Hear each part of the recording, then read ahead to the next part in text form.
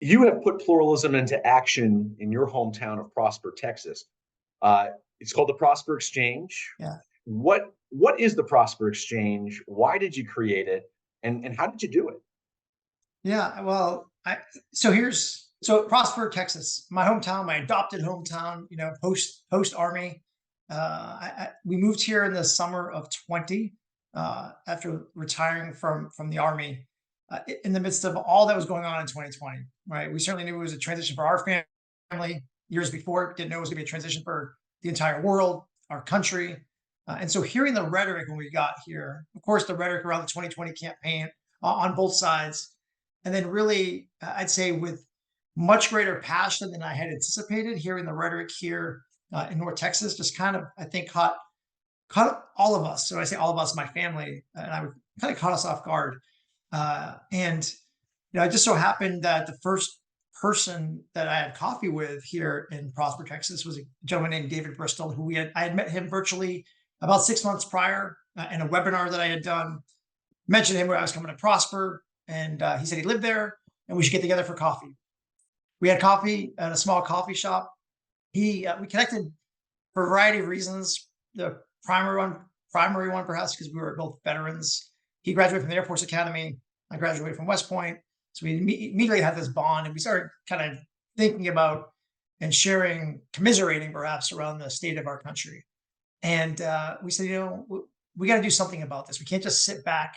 Though our military service is over, our service to country continues. And in that conversation, David went on to tell me that he was going to run for mayor of Prosper, and which was kind of fun because I'd never been around small town politics. It was kind of interesting to hear that. So we started talking. So this just started a series of conversations that he and I would have about what do we do. This is a series on pluralism. So this idea that I gave you my one-word definition of it. I'd say if it, kind of more of a textbook definition, and to think about it kind of abstractly and concretely, in the same flight of thought, I'd say it's a system in which democratic values are preserved when you have multiple competing groups compromising and bargaining over rules of the game, over policy. And I'm going to come back. I'll come back in our conversation around this compromising and bargaining, because that's what we were kind of after. Like, we heard on both sides, Republican and Democrat, this unwillingness to compromise, which we said is like, this is at the root anti-American. Like, you can't not compromise. And so we said, how do we get people together? And I remember a line I said to David. I said, Prosper, Texas, 28,000 people here at the time. Now we're at 38,000, so a lot of growth in Prosper. And I said, if my assumption is these 28,000 people, of which we are two, if we all chose to live in Prosper, Texas, for whatever reason, I would assume that we have more in common with one another than not. So we should be able to have real conversations around the most challenging issues in our country in Prosper. If we can't do it here in this town of 28,000, then perhaps the American experiment is doomed. And so we kind of challenge each other. Say, let's find out. Let's get right to it. And so that was sort of the genesis of the Prosper Exchange. What it is, of course, as two military officers, we set up to say, why we're doing this? What is the purpose? What are our objectives? And David, so then he becomes mayor, and then he was able to then gather a steering committee, a pretty good cross section from our town of residents, some who are relatively new, some have been here for a long time, different parts across our 27 square mile town. And we got to this idea of the purpose being to promote civic participation through honest dialogue and civil discourse around our country's most challenging issues. And I was pretty vocal at the beginning. I said, I want to do gun control. I want to do abortion. I want to do immigration. I said, let's figure out this American experiment, if it will survive or not, right away. And so that was really, I would say, most of 2021 and 22.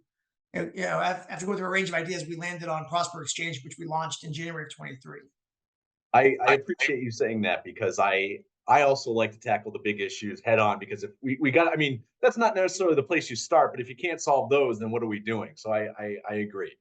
Let me ask you this though. When you're talking about value-based, long-held, deep-seated views that you feel like you're betraying your values if you were to compromise on them. You talked about compromise. How do you convince participants in the Prosper Exchange that when they participate, uh, it is an exchange. It's not about being told what to think or how to think or being made to feel like they have to compromise or be afraid that something that they believed could be challenged. How do you convince them to participate? So it's an ongoing challenge. And I'll come back to we've had three Prosper exchanges. We have one on the horizon here on February 15th. And our communication to folks is the Prosper Exchange is not a forum at which to debate policy. We're not there to change policy preferences of anybody. It's really designed to share with people how things really work, to go beyond the sound bites or the headlines, whatever, wherever they get their information, and to bring in people who are truly expert in their fields. For example, we started with immigration. So we did compromise on the steering committee, by the way. So we started with immigration and we decided to fluctuate between national and global issues and more local issues. So our first two topics, we did immigration, which certainly has national level implications. And then the second topic was taxation locally.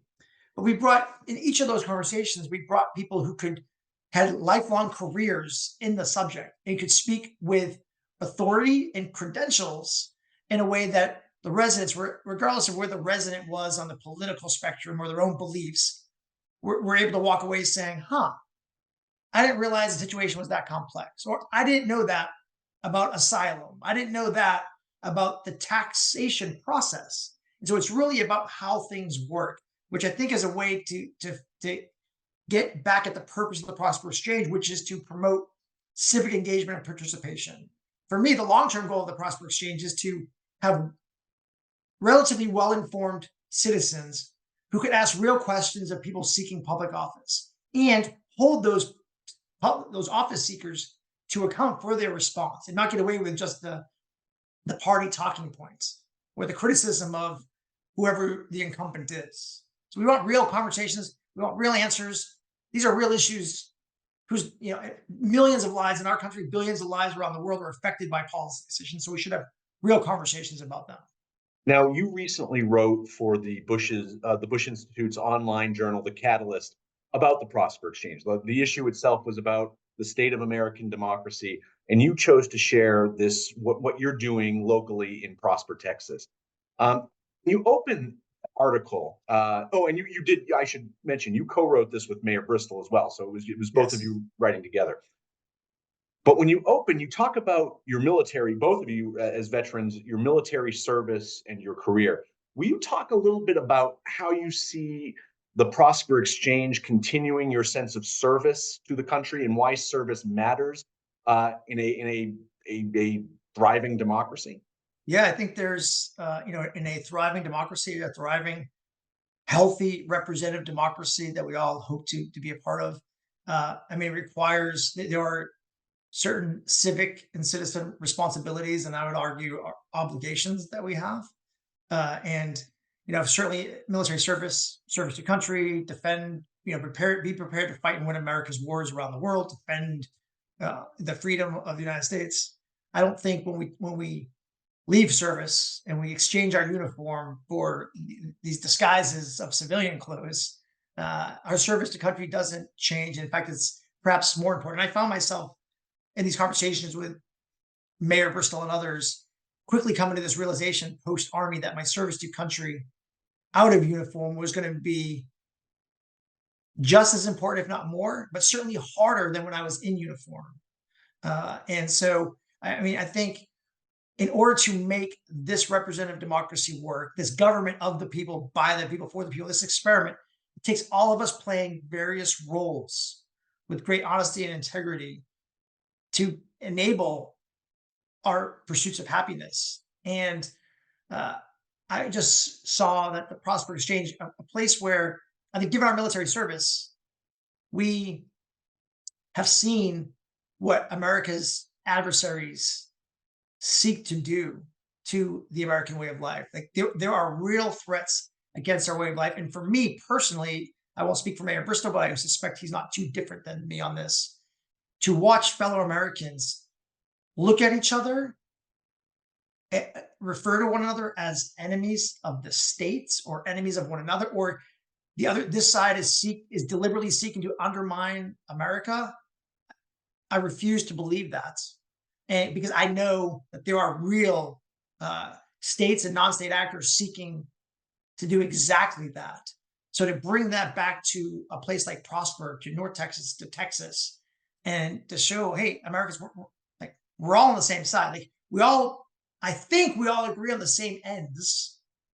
The ways and means to get to those ends might differ, and that's when we should disagree. Like we should disagree and disagree better, by the way.